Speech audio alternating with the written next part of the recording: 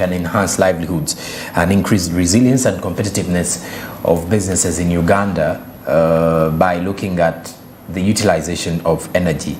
That is because energy can be a source for sustainable development. But well, besides that now, as we're getting into this last part of our discussion, of course, I would wish to know first is when you look at awareness, I think information is very critical. Yeah. And in the kind of world that we are in, if you're aware of something, lack of information can easily take you. You can be more backward if you have less information about certain things, I should say. How important? What is the role? I should say. How important is awareness, and of course educating people about sustainable energy resources or about the use of solar? Yeah, thank you so much. Yes. From even the conversation we've just had, people are already aware now. People are already aware. I always get shocked every time I discuss with someone. I'm like, even if they just give you a call and say, I want a solar, but can it do this? So people are aware that now solar can do everything. The difference is how much you're going to put in and how much it's gonna cost you, and who is doing it, who is the expert doing that. And one is when you talk about solar, it would just the information that people get. Even right now, I know because of the technology, someone in my deep village is watching me, and they, maybe for those ones who didn't know about solar. For us, we live. I live in a village where we are off grid. But since I started working with solar, at least from the day I started working, we have been using solar since up to date. And basically I may say that the information we are spreading in my village is we can all run on solar. And when we talk about awareness, when people get to know about what solar does, what are the benefits which we have talked about, it will be easy for them to use them. And some people, for example, right now, they did not know that we have a payment plan for financing. We can access solar at any time you want. And all this, when we keep talking about it, when we keep communicating to the public to talk about solar, we talk every word 5 minutes. Actually, we always tell a friend that solar can do this. Even today, for people who are watching us, please do not get stuck. At least try as much as possible to avoid the blackouts. Whether you have electricity, whether you have any other power source, but you need the solar to back up, then you find sometimes you're going to lose business if someone calls you and your phone is off. But now we have the knowledge that irrespective of how much I have in my pocket, I can still get a solar on a payment plan. I can still get a solar maybe by getting a pay-go method, by doing maybe day payment and all that. Yes. So when we talk about now educating people, actually I think the private sectors should really put in more effort in doing this. If, for example, it's a microfinance or a bank, yes, and you're running on a business where you find that you're frustrating customers, that when power goes, I'm not able to access my money. It doesn't really add more sense for a big financial institution to frustrate a customer because maybe the generator is also down, there's no fuel, all that frustration is, we try as much as possible to leave an example. If you find that it's a bank that is promoting a solar loan project and they don't use solar, then it's something that they should really work on. And we should educate people on a daily basis. For the companies that are really into solar business, I would encourage that we try as much as possible to do the awareness campaign. That on a daily basis, if each company is putting a radio advert regarding solar, that even if someone is not able to maybe watch a TV, but I've had an advert, you talked about the sunshine solar advert, Back in the time. that I have heard about this sunshine solar, how does it work? So it will really be a very big impact to everyone to understand that I can use solar, I can use clean energy. What are the disadvantages? We don't want to be in an environment where we have the air pollution, the noise pollution. So hence, I would really encourage that even the private sectors, the government, we add in more effort. Because I wanted to actually ask you, how can the private sector even contribute to, this sustainable energy efficiency in the country, or sustainable access to energy, especially when it comes to the solar usage in the country? That exactly, how do you think they can, First of all, we've not really talked about into the agriculture.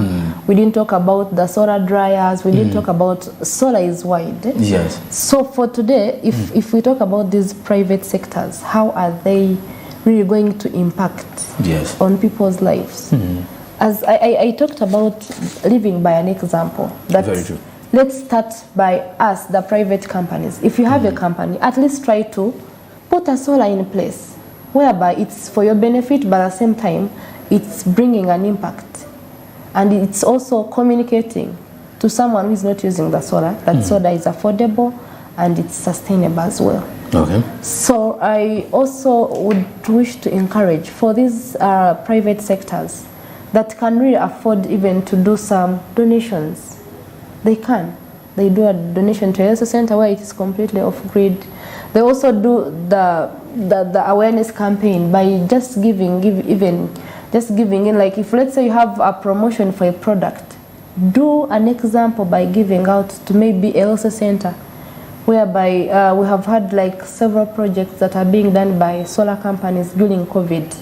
Really, private sectors tried as much as possible to support the hospitals, the government hospitals. You realize that most of them were given like solar fridges, they are given solar street lights, all that. By doing that, it will really help us to improve and also put in more effort in regards as to having a clean and sustainable energy to our country, Uganda, which will really help us in very many ways. Okay. Yeah. And lastly, what is the future outlook for you when it comes to sustainable energy usage in the country, or sustainable or efficient usage of energy? Or let's say solar, for example. What is the future outlook for you in regards to the sector, solar usage growth in the country? We maybe if we even do a projection that maybe by 2023. Okay. By the end of or maybe let's say by 2025. Oh wow. Well, we can put in a wrong projection. Okay. But okay, maybe the next 10 years. I think for me, my projection right now is we are not really bad off. Why? We have all the resources available. Yeah. And we have, God gave us a feast which we are not paying for. True. So it's us now to embrace and use what we have, the available resources. And from the research, we are looking at maybe if maybe by 2025, by maybe 2020, maybe 2030, we look at least having a green Kampala. We have now, for example, now there are companies that have started doing mill grids. We have like a plant in Tororo, the one that is supplying the Tororo people and all that. So I think in the next like 5 years, at least we intend to have as very many solar plants as possible, as very many solar pots. For those ones who don't know them, we talk about the wind. Talk about the cooking stoves now. At least every home, at least now, they are using a smart cooking stove. And at least in the next 5 years, would wish to have everyone, at least irrespective of how much they earn, to be using like clean cooking stoves. And the government is trying, by the way, as much as possible, even the private sectors, to do the campaign to ensure that at least everyone is on a clean energy. We want to go green everywhere. Yes. Cook green energy. We have now solar. Like in real sense, actually, people are trying to really get to solar like at 45%. But the more we do the awareness, even this program itself, it's doing a great impact to someone out there who has watched us today. I believe in the next 2 years, he will have done something from our topic, which we have discussed today. So, yeah, that's what I can say for now. Oh, okay. If I may ask you, a good solar panel can go for how much? If it's a personal solar panel, like I want to use, let's say, at home. You have, let's say, you just want to power television, just use for, let's say, a flat iron and stuff like that. The casual basics at home. Actually, when we talk about, I would bring this to our viewers that we are not talking only about a panel, that a panel does not work alone. Yes. So it's a component that, a panel is a component that is adding up to make the whole full PV system, let's say. Okay. So we need a solar panel, we need the battery, we need the inverter, we need the charger controller, we need other accessories to make a full solar system to start running the TV, to start running the lights. Yes. So at a cost, you'll find that if you combine everything, as I earlier said, that quality, value for money, and all that, is we look at least a system that can run a small TV, that can charge phones, that can do the lighting. At least we look at a budget of 3 million and something. So it ranges basically from 2 million, 3 million, there, around there. So when you talk about the flat iron, the what now, it goes to something like even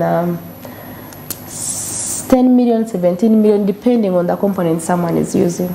Okay. So basically it's about the component someone is using and how much it's going to cost in terms of labor, also the location where someone is. So each company, you find that they have different prices depending, but at least for a normal small light. Then we have this plug and play system that can go even up to 500 shilling, 500 Uganda shillings. Yeah, so that is affordable at least. Yeah. Okay. Yeah. And of course, in your final remarks, as we are summing up now, I want you to at least mention something about the inclusive markets for energy efficiency Uganda, briefly for the Ugandans for the viewers to get to understand more, and then your final remarks as well.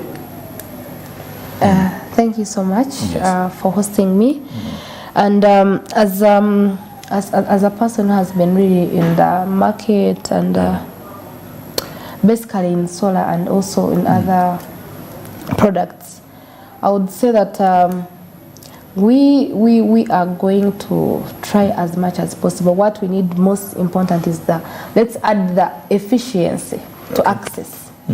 Because at the end of the day, efficiency is very key. Yes. We don't just look at how are we going to access.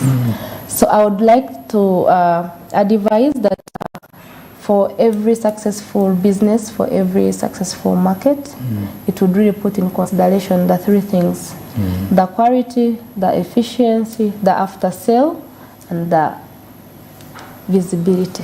Okay. Because you can have all that, but if no one knows about which business you are in, then it doesn't make any sense. All right. Yeah. So marketing, it should be a key priority. Yeah. Very actually. Marketing is like the heart of the business. So for every business, you find that you need to contribute like 85% in regards to marketing. So I would encourage that every business, at least, they should have a big marketing budget, because the marketing includes everything. It will do the awareness, it will do the after sale service, it will do everything. And hence it's like the heart in real sense. So they need to put in as much as they need to put effort towards sales and marketing. That one is doing the awareness, it is doing the education and everything. Yeah. Okay. And many thanks for joining us, and it's been a pleasure having you, and it has been worth a discussion indeed. Well, if I'm to break down for you a little bit of what we've been having in the discussion, is you get to realize that one of the key things I picked out is sizing. And you didn't mention sizing is all about trying to, it's like you make an estimation, a budget of how much you really need to, of the uptake of the entire project, let's say, of how much power you estimate to use. If, for example, it's your home, your business, be it a school and everything. So the solar uptake, like he did mention, it's already taking shape. Well, I would actually say at least now we do have some information regarding solar, some deeper information besides the basic information, knowing that solar is powered by the sun and everything. But how do you use it? How do you maintain it? How do you get in touch with the technicians? All of that, Miss Angela has actually put every little detail for some of you. It's a huge kind of discussion that we've been having, and I'm glad she has spared some time to share with us such an insightful breakdown and an insightful conversation. So energy efficiency and access. I don't know how you access your energy though. I don't know how you are able, I don't know which power you're using. Whether you're using solar, for those who are using solar, kudos to all of you. You didn't mention you're called Lady Solar? Yeah, solar lady. Solar lady. So of course the solar lady will be very, very happy that you're actually pushing for the use of solar in your homes. And for those who are actually using solar in your businesses, kudos to you as well. And let's keep on accessing this solar, you know, this as not only as an alternative, but as a main source of power, energy, or even electricity itself. So we're analyzing the economical utilization of energy for sustainable development in regards to the energy efficiency and access. I'm Joram Paul Sonko. You've been watching The Point.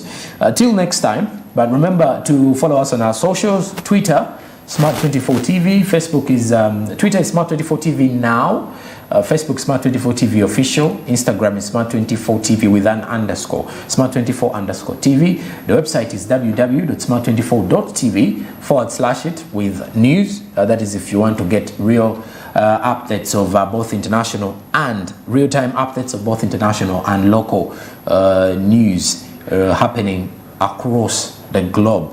That is in regards to business. In case you missed the show as well, you can review it on our YouTube channel. Smart24 TV is where you can definitely review and make sure you add us up onto your subscriptions to get notifications in regards to programs, interviews, news, and other business conversations around the world. And on mainstream, we are channel 394, that is on GoTV, channel 372 on DSTV. Till then, goodbye.